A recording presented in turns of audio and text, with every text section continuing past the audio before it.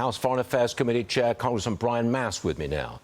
It seems Trump has now regained control of the ceasefire situation. Congressman, doesn't it look like he's running the whole world? Yeah, sometimes, being down in the Palm Beach area, you feel like that's the capital of the world with all the people that come in and visit him when he's down there.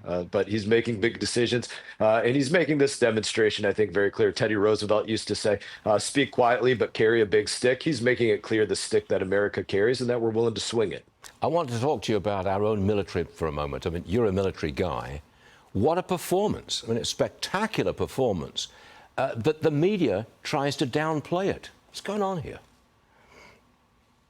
Some of these people are just insane, right? And I would say Chuck Schumer, Hakeem Jeffries, leaders here in Congress on the Democrat side, you basically have to be like a Columbian grad student to think that it's not wise to prevent Iran from getting a nuclear weapon. They've demonstrated that they will kill Americans, right? They knocked 2 F-16s off of aircraft carriers over the past couple of months. They killed 3 Americans last January at a place called Tower 22 in Jordan. They will attack us. They will kill us. And if you let them have a nuclear weapon, they will use that against us and our allies. So let's use common sense, have a limited operation in coalition with Israel, let them do a lot of the heavy lifting, bring in the forces where only we can bring in the force, and then get out of there. And that's what the president has been doing. He's been very limited on this, and he had absolutely every authority to do this under war powers.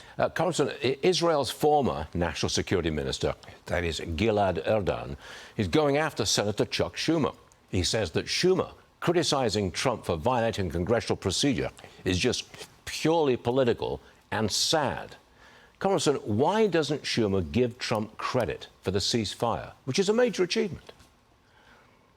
Because they fundamentally hate President Trump.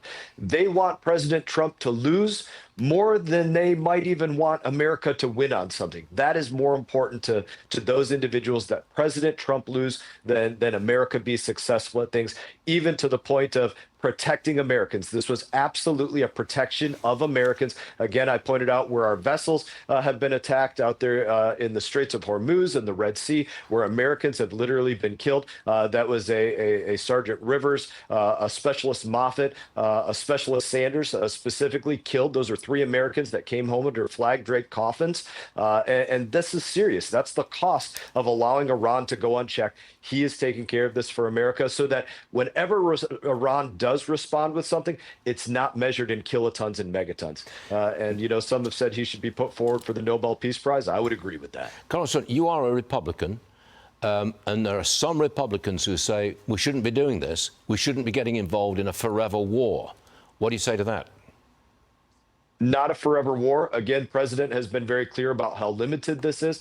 Again, to the point of what his authority is, let's talk about something called war powers. There are 3 criteria for what can take place. 1, was there an authorized use of military force by Congress? No. Was there a declaration of war by Congress? No. The 3rd parameter is, was there an emergency or an attack on Americans? And I just made the case for what that emergency is. Iranian nuclear weapon, them enriching past 60% in 3 separate facilities. That is the emergency. They already have a highly developed ballistic missile program that can deliver whatever warheads it is that they choose to develop. So yes, that was an emergency. And yes, they've demonstrated they will kill Americans if they had the chance. Regime change. I've got 30 seconds. Regime change in Iran. What do you say?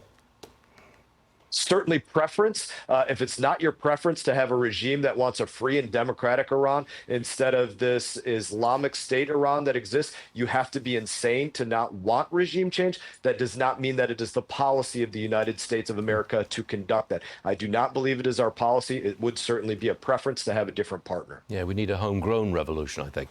Congressman Brian Mast, thanks very much for joining us, sir. Always appreciate it. See you again soon. Thank you.